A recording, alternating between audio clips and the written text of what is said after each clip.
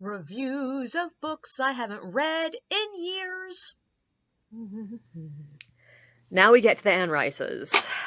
Okay, so Anne Rice. I mean, she's Anne Rice. This is, in my opinion, one of her best books, Interview with the Vampire. This is not the first one of hers I read. I actually read The Vampire Lestat first for some unknown reason.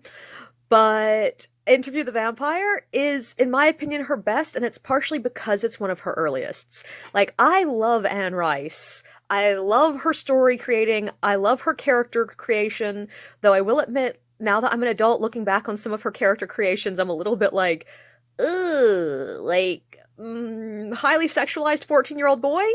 That's problematic.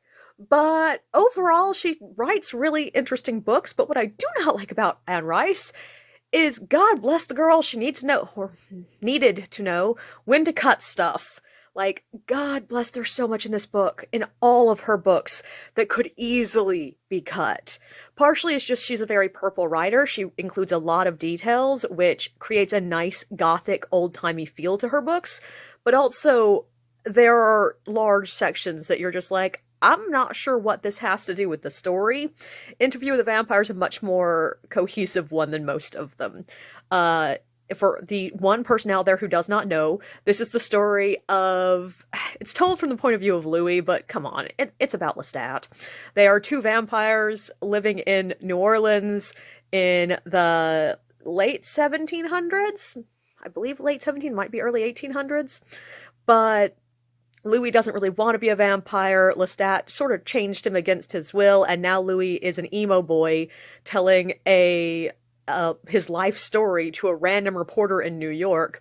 And most of his life story has to do with the weird, sexualized but not technically sexual relationship he has with Lestat, the vampire who made him, and their adopted daughter, because, yeah, it's a really interesting book. I like it, and the teenage goth kid in me would be mad if I didn't say positive things about this book.